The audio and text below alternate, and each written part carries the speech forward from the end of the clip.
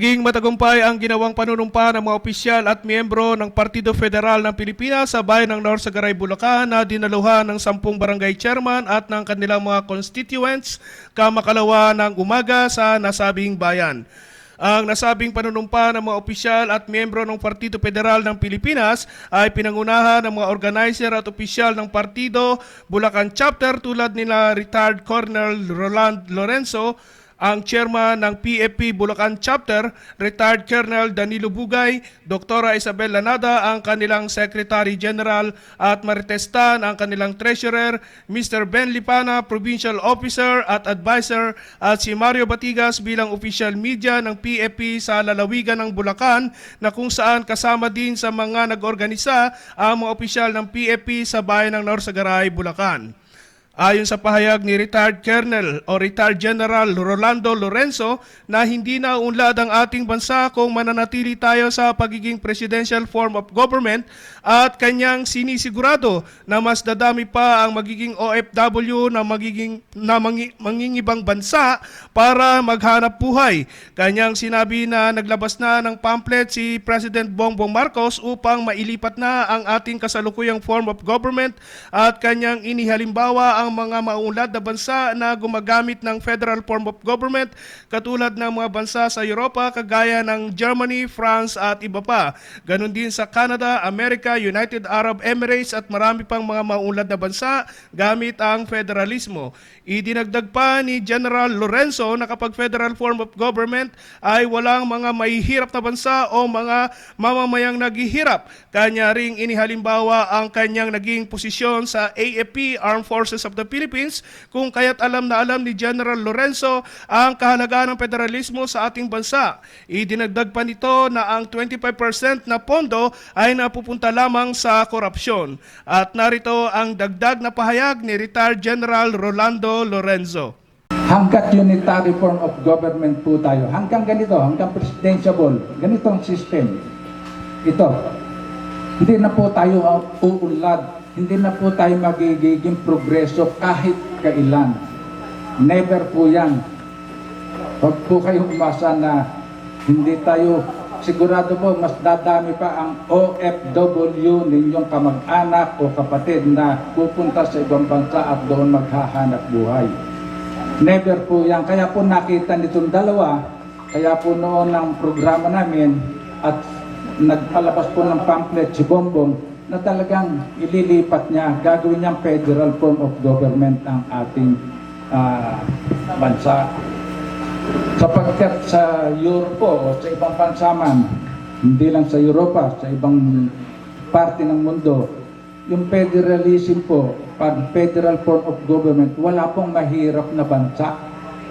Wala. Kaya po yung OFW natin, doon sila nagpupunta, doon sila naghahanap buhay. Kaya ko po nasabi sa inyong never na tayong umunlad pag presidential, pag president ang ating ganito po, itong sistema natin ng gobyerno, hindi na po tayo makakaahon. Hindi na po tayo makakabayad ng trillion, 6 trillion plus na utang natin sa Asian Development Bank, kung saan saang bangko na nagpautang sa atin. Never po tayong makabayad dyan hanggat ganito po ang sistema natin. Kaya po kami, ang lakad po namin, sana po magkaroon na tayo ng federal form of government at doon lang po tayo makakaahon. Ako po'y 30 years sa serbisyo sa sundalo at pulis. 6 pong presidente ang pinagdaanan ko. Mula po kay Marcos, kay Cory, kay FBR, kay ERAP, kay GMA, kay Pinoy. 6 po yan, wala pong nangyari. Meron po, yung mga kasing edad ko sa inyo, pero wala eh.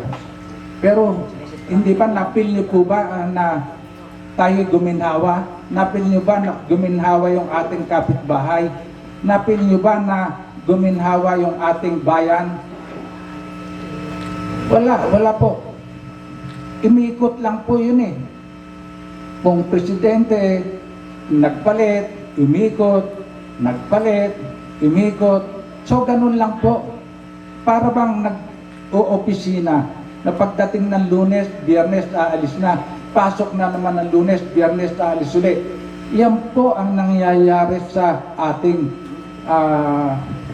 ating system ng gobyerno. Kaya po nabanggit ko sa inyo, never po tayong makaahon. Wala pong taga-ibang bansa na federal form of government na mahirap. Wala pong dumadayo rito sa atin para sila maghanap buhay. Tayo ang dumadayo doon, yung mga kapatid nyo, pinsan nyo, kamag-anak nyo. Sila po ang dumadayo doon dahil sila yung maraming pera.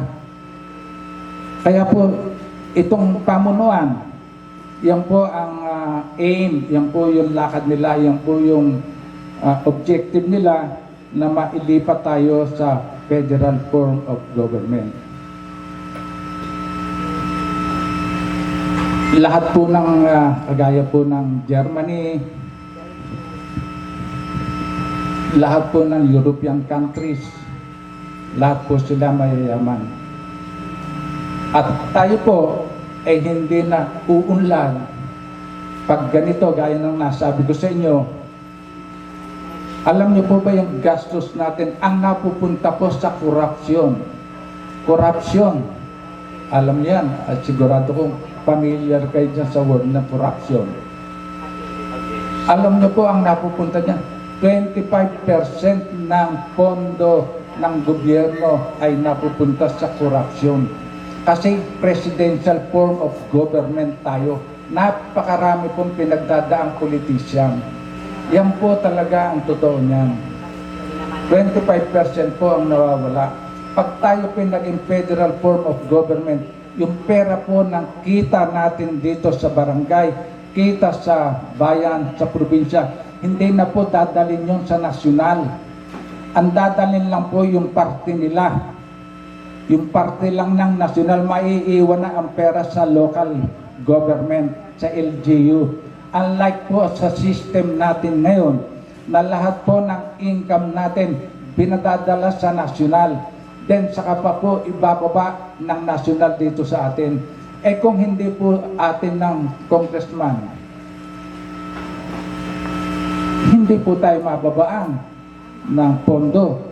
Sinabi pa ni General Lorenzo na ang kahirapan talaga ang nagdadala sa mga problema ng ating bansa sa insurgency katulad ng sa CCP, NPA, NDF at iba pang mga teroristang grupo, at ito ay ginagastusan ng gobyerno para sa intelligence upang malaman ang galaw at kinaroroonan ng mga makakaliwang grupo at kanyang sinabi na mawawala lamang ang problema sa insurgency kung tayo ay nasa federal form of government na. At narito ang naging pahayag ni General Lorenzo. Alam niyo yun, insurgency. Yan po yung mga membro po niyan, yung mga NPA. Ako po nakikita ko talaga eh. Yung NPA hindi po, wala pong ano yun eh. Sa hirap po ng buhay nila, sa hirap ng buhay na nag-NPA, yun po ang dahilan kung bakit sila sumasapi sa NPA. Sa hirap ng buhay. Ang lolo nila, tatay nila, sila hindi na makaahon. Kaya po, sumasapi sila na yung hope or yung pakasakaling magbago ang kanilang pamumuhay. Alam niyo po yung gastos ng intelligence fund alone. Yun po yung not subject to audit. Wala pong audit ito. Kung saan niyo po gastusin to, eh doon niyo gagastusin. Pangkuha lang po ito ng informasyon. Kung nasaan nagtatago ang mga NPA, kung saan nagtatago yung head ng NDF, kung saan nagtatago yung head ng CCP, NPA, yan lang po yun, ginagastusan doon. Wala pong audit. Alam niyo po yung gastos ng gobyerno natin dyan, ay almost 100 billion a year ang gastos po sa intelligence fund lang po. kasama na po yung MOE, yung Maintenance and Operational Expenses ng AFP at ng Police. 100 billion a year, yan po ang ginagastos. So sayang po yung pera.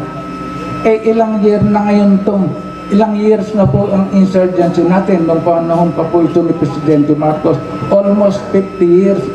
50 years, i-multiply niyo po yan sa 100 billion times 50 years. Ganong karaming pera yan. Diyan lang po ginamit sa insurgency. Sa buong Pilipinas po yan. Hindi lang dito. At ang insurgency po, ang tunay na dahilan nga, dahil yung kahirapan, yung poverty.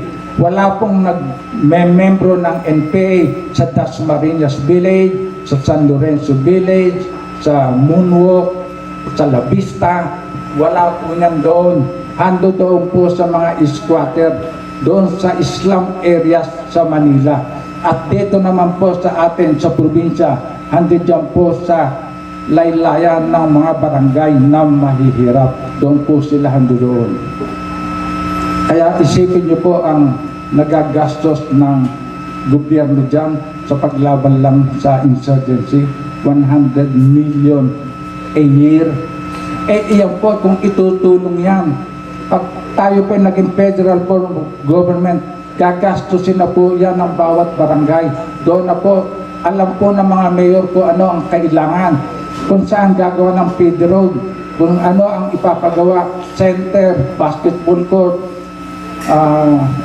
at iba pang kailangan ng mga barangay. Hindi na po maglalakad sa kabukiran ng mga bata, kundi gagawa ng feed road, makapunta roon, at yung produce na mga vegetable madala doon sa bayan. Yan po ang makapagpapaunlad sa atin. Kaya po, wala pong iba.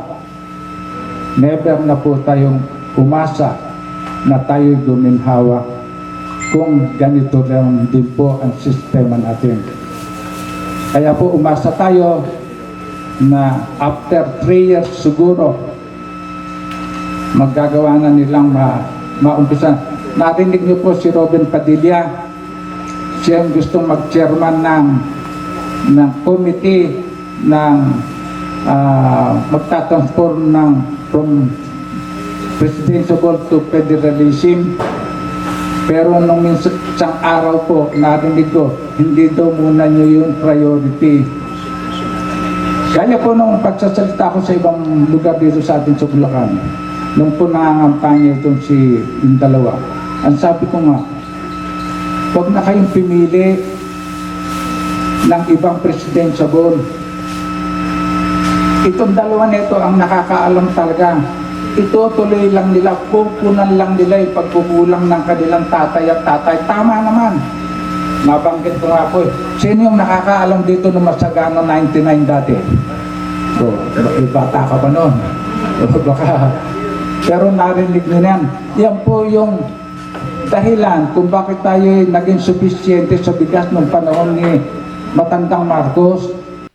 Nagpapasalamat naman sa pagdalo ng mga taga Norsagaray, Bulacan si Mr. Ben Lipana, isa sa Provincial Director at Founding Member at Advisor ng Partido Federal ng Pilipinas, at kanyang sinabi sa kanyang pananalita ang kahalagahan ng federalismo sa ating bansa. Kanyang ibinahagi na siya ay dating nasa Malacanang para sa NISA o National Intelligence Security Authority, at nakita niya kung gaano niya hinangaan ang pamumuno ni dating President Ferdinand Edralin Marcos Sr. na talagang kakaiba sa lahat ng naging Pangulo ng bansa. Kanyang tinuligsa ang naging pag-amyenda sa ating konstitusyon noong 1987 sa pamumuno ni dating Presidente Corazon Cory Aquino. At narito ang kanyang naging pahayag. At sa ating mga kasama na narito ngayon, kami po ay nagpapasalamat sa oras na inyukod nyo dito at sa pakikiisa nyo sa ating sama ng Partido Federal. Magandang umaga sa inyo. Ngayon po, ay yung masasabi ko lang, ang inyong pong lingkod ay dati rin nanungkulan sa panahon ng Rehimeng Marcos nung araw. Ako po ay nagtrabaho mismo sa Malacanang. Nasa intelligence ako nung panahon na yun, tinatawag na NISA. National Intelligence Security Authority. At nakita ko kung paano ang pamumuno ng ating Pangulong Marcos kasi ako isa sa naging galamay niya. Kaya ako talagang kahit kailan, masasabi ko, iba ang pamumuno ng Marcos kung araw. Nakita niyo nangyari sa atin. Nung naiba ang Pangulo, ano nangyari sa bansang Pilipinas? Nagkaroon sila ng bagong konstitusyon. Ano nakalagay sa konstitusyon natin? Napahamak ang Pilipinas. Katulad ng ginawang pondo sa mga senador, congressman. Alam niyo ba kung gaano kalaki ang pondo ng senador? Ang pondo lang ng isang senador, pag ipinamigay sa atin, sa lahat ng Pilipino, mayaman tayo lahat. Bakit ginawa yun? Para proteksyon ng sarili nila. Ilan yung senador na yan? Ating congressman. Ngayon, kamukha ng ating pinakikipaglaban ngayon, yung political dynasty. Nakikita nyo ngayon ang mga nakaupo, magkakamag-anak, papalit-palit lang sila. Meron mag-ina, pareho senador. Magkapatid, pareho senador. Wala nang pagkakataon yung ibang matatalino at may kakayanan dahil una-una iba ang pera. Yung iba naman pag hindi ka sikat na pamilya, malabo ka. Iginit ni Mr. Ben Lipana ang kanyang pagpapaliwanag sa federalismo at ang kahalagahan nito para sa ating bansa at kanyang tiniyak na ang makikinabang nito ay lahat ng mga mamamayan, lalo tigit ang nasa laylayan ng ating lipunan. At kanyang hinihikayat ang lahat ng mga leaders ng mga barangay sa buong bansa na himukin at maging bahagi ng federalismo. Kaya alam ko hindi pa nyo naintindihan kung ano ibig sabihin ng federal government. Kaya sana kayo mismo ang magsikap na saliksikin ninyo kung saan man nyo pwede kuhanin ang ibig sabihin ng federal government. Para nang noon, kayo mismo sa sarili ninyo ang magkaroon ng interes para yung mga ibang kamag-anak kakilala ay makumbinsin ninyo sa ating nilulunsad na federalism. Dahil yun ang magpapaganda sa ating bansa, sa ating mga kababayan. Kaya sana kayong mga leader ng barangay, yan ang dapat din sana ninyong papilin sa mga kabarangay ninyo. Unti-unti ninyong ipaliwanag sa kanila ang kahalagahan ng federalism o federal government.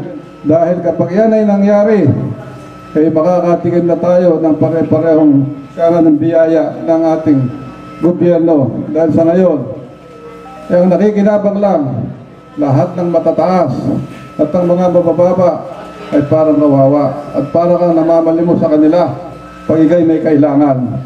Kaya sana inuulit ko, kayo mismo ang makapapakalat sa inyong mga barangay para dumami ang ating mga kasama. At yan ay natitiyak ko na kaya ninyo yan dahil kayo mismo, pag kayo interesadong sumama sa ganitong grupo, tiyak, kakayanin nyo yan. Kasi yun lang naman ang kailangan natin. At sana, lahat kayo na naririto ngayon ay magsimula na kayong umausap o magpaliwanag sa inyong mga kamag-anak, kapitbahay. Yan lang ang pag-asa ng ating bansang Pilipinas. Samantala, si Mar Batigas naman ay patuloy sa pagsuporta sa Partido Federal ng Pilipinas at ang kahalagahan nito upang maranasan ng ating bansa ang kasaganaan sa ating pamilya at paghimok sa lahat ng tao para ipaalam ang importansya ng federalismo sa ating bayan at ito ay kanyang naging pahayag. Political party po na ito ay tuloy-tuloy po na tutulong sa ating mga kababayan. Kaya nga, gawin nyo pong magsipag po tayo, yung mga kaibigan nyo, mga kabarangay nyo, ay sikapin nyo po na mapasama po kayo. At ako bilang official media ng lalawigan ng Bulacan, ng Partido Federal ng Pilipinas, ay i-share po natin ang ating live at mga pagbabalita ko sapagkat kailangan ho malaman ng taong bayan ang ginagawa ng Partido Federal ng Pilipinas dahil ito lamang yung partido na talagang may malasakit sa ating mga kababayan. Kaya nga bilang media practitioner, bilang mga miyembro na nanonood ngayon dito na nagko-cover ang inyong likod, i-share po natin ito. Ito'y mapapanood sa aking YouTube channel, Latigo News TV. Malalagay ito sa dyaryo, sa Latigo Newspaper, and of course sa aking Facebook Live yung Mar Batigas, mapapanood nyo po ito, i-share nyo po ito para makarating sa taong bayan. At bago ako magtapos, ako po ay nagbibigay pugay sa ating napakahusay, napakatapang na Secretary General, Dr. Isabel Anada. Palakpakan naman natin. Naku, walang takot. Ganyan ho ang tunay na leader ng isang partido politikal na walang layunin kundi tumulong ng walang kapalit na anuman. Siyempre ang ating pinagpipitaganan na Provincial Advisor Officer Sir Ben Lipana, palakpakan natin. And of course, to our very energetic Chairman ng Partido Federal ng Pilipinas dito sa lalawigan ng Bulacan, Retired General Rolando Lorenzo. General po yan sapagkat pag-retire niya ng Colonel, 1-star rank, higher po yan. Kaya General tawag ko sa kanya. Of course, si General din, General Danilo Bugay, ang Presidente ng Partido Federal ng Pilipinas dito sa lalawigan ng Bulacan. At si Ma'am Tess Tan, Marites Tan, thank you ma'am. At kasama pa natin dyan sa dulo. Pagpasensya na ninyo kung di ko nabanggitin yung pangalan. Ang mahalaga po ay mapapanood tayo sa buong mundo na itong ginagawa natin ay pagpapalaganap ng kaalaman patungkol sa Partido Federal ng Pilipinas at masasabi nating napakadakila ng mga taong narito sa inyong harapan dahil sila ay gumagawa ng mga programa para sa ating mga kababayan. Muli bilang isang Provincial Officer ng media ng PFP sa Bulacan, i-share po natin itong ating live para marami po makapanood. Samantala, ayon kay General Danilo Bugay, ang sentro ng kanyang paunang pananalita ay natuon kay dating Presidente Rodrigo Roa Duterte at sa pagkapanalo ni Pangulong Bongbong Marcos Jr. na kanilang inaasahan at tuloy-tuloy na pagbabago ng ating gobyerno dahil sa pagkapanalo nila BP Inday Sara at President BBM. Mula po nung bago, nung panahon ng kampanya ni Duterte, kaya kasama namin sila, Tessie. Marami pang taga rito sa North Sagaray na kasama namin. No? Kumikilos na po kami noon para ikampanya si Duterte at nanalo na po tayo. At hindi naman po natapos, pagkatapos may panalo si Duterte, kumikilos pa rin po kami. No? At hanggang inabutan na nga po ni BBM, eto na tayo. No? Ang sabi na sa amin, alam niyo po ba, kami dito sa harap niyo, ang sinasabi ng mga tao, mga tanga na raw kami. Mga tanga! Ano ba napapala niyo dyan? Sabi gano'n. Alam niyo, may isang mayor nga ngayon congressman na. Kasama naman natin yun. At yun talaga sumusuporta sa atin, sa amin. Masugid at talagang gumagastos din. Pero sabi na, ano bang napapala nyo? At hanggang ngayon, tanga pa rin kayo.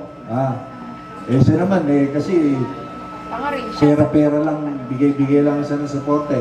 Ano ba napapala nyo? Nagpapakapagod kayo, napakatangan nyo naman. No? Alam niyo po, kung iisipin nga natin, mukhang tanga na kami. Pero sa paghahangad na babago yung ating sistema. No? Ngayon, sabi ko nga sa kanila, pinanghihinaan din po kami ng loob Ang sabi nila, tama na, wala na nga tayong mapala. Sinasabihan na nga tayo ng tanga Tama na, sabi nila. Sabi ko, kung hihinto pa tayo ng mga tanga, sino pa? No? Magparami na lang tayong mga tanga. At nang magkatulong-tulong tayo. Diba? Hindi po, totoo yun. Totoo yun, karanasan namin na kami po ay napupulaan sa para bang lumalabang kami, sumusuntok sa buwan na walang kasiguruhan. Eto na naman tayo. Eto na naman tayo ngayon. Pero hindi po kami nawawalan ng pag-asa. Hindi po tayo hihinto hanggang hindi tayo nagwawagi sa laban ito. Kung kailangan na isalin natin ito sa mga susunod na lahi natin, sa mga anak natin, apo natin, para matuloy ang pinaglalaban natin, gagawin po natin ito. No? Naunawaan po ba? Nakita niyo ba yung laban ng Juan, ng komunista dito sa ating bansa, 50 years. More than 50 years na, andyan pa rin sila. Sila devil ang gustong puntahan ng ating bansa, tayo naman heaven. Kaya kabaliktaran. Kaya hindi naman siguro tayo aabot ng 50 years na paglaban. At tayo, lalaban, hindi sa pamamagitan ng pagbuhat ng armas, no? Paggamit ng armas. Tayo po ay lalaban sa pamamagitan ng kaisipan, ng ideolohiya. Ideolohiyang federalismo ang ating paglalaban, no? Para sa pagbabago, tunay na pagbabago ng ating bansa. At si General Bugay ay nagbigay ng pagpapaliwanag tungkol sa federalismo at kanyang hinihikayat ang sambayan ng Pilipino at ang mga taga Norsagaray, Bulacan na ikalat ang magandang balita na naukol sa federalismo at kanyang binigyan ng pagpapaliwanag at kaalaman ng lahat ng mga dumalo. Marami sa mga dumalo ang nagtatanong kung paano ba nila mahikayat ang kani-kanilang mga kabarangay para sumapi sa Partido Federal ng Pilipinas at kung ano ang magiging organizational flow at sino ang magiging members ng partido, at narito ang naging pahayag ni General Danilo Bugay. Magpababa po tayo nun, pero ganito lang po kasimple yung pinag-usapan natin, yung organizational setup Yung organizational setup, na banggit ko na nga po, mula national hanggang municipal ay puro officers lang. Si municipal level, wala siyang member. Wala siyang members. No? Ang member niya, ngayon, yung mga officers sa barangay, at yung mga officers sa barangay, sila yung mga may members. Sila kukuha ng members. Kasi alangan naman, for example, si municipal level, si municipal chairman, kukuha siya ng member sa barangay, iba't ibang barangay, member niya. Tapos meron na ng chairman doon, iba pa yung member niya. So ang membership lang ho ay sa barangay level. Nanawang ba? Alam nga naman, nasa isang barangay, dalawa chairman. Maliban, papayagan natin yon kung may tinatawag halimbawa dito sa Parada, may Sitio Laguna, ganun ba, di ba? Sitio Laguna, ayun, pwedeng chairman ng Sitio Laguna. Ayun, para dalawa leader. Pwede doon sa mga sitio, may isang chairman. Pero kung alam namang sitio, ano ba, isang barangay ka lang, ano ba, Pulumbuhangin ba, may sitio? Wala. Pero mayroong subdivision, di ba? May malaking subdivision sa Pulumbuhangin. Pwedeng magkaroon ng isang chairman doon sa subdivision. Pero sa barangay, isa lang. Naunawaan. Kaya wala magkakagalit na leader, alam nyo. Ito po ang problema sa organisasyon. Walang gusto maging member, puro gusto opisyales. Wala naman kayong hawakang pera dito, kaya huwag na kayong mag-opisyalis, sakit na ulit mo. Papatawag namin kayo, lahat ng barangay chairman, punta kayo dito sa provincial office natin. Ang provincial office po natin nasa Santa Maria, no? Sa Parada. Parada ba yan, sir? Parada. San Vicente. Andun yung ating opisina.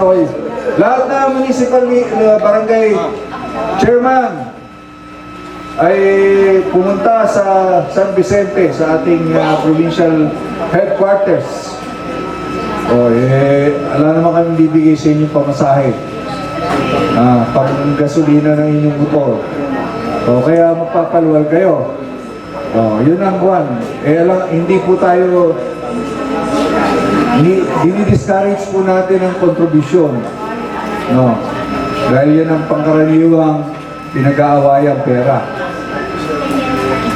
So, yan nga po, ulitin ko, ang mga samahan nasisira sa pera at nasisira sa paghahangad na ang lahat ay gusto ay leader. Ipinahayag naman ni Dr. Isabel Lanada, ang Secretary General ng PFP Bulacan Chapter, tungkol sa membership ng lahat ng mga barangay sa Norsagaray at ang pagkakaroon ng official ID at ang pinaka-overview ng Partido Federal ng Pilipinas, at narito ang kanyang naging pahayag.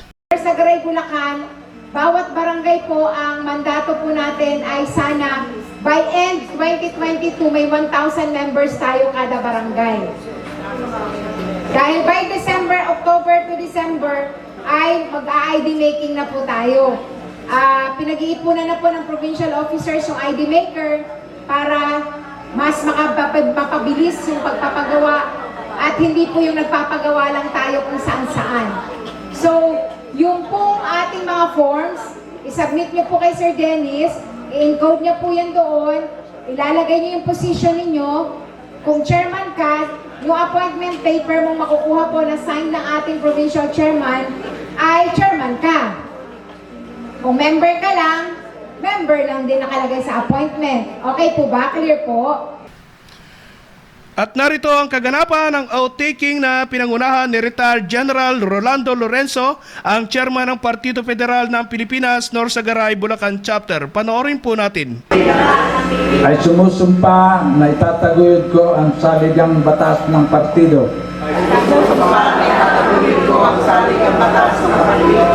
Na kung saan nakalahad ang aking paniniwala at paninindigan.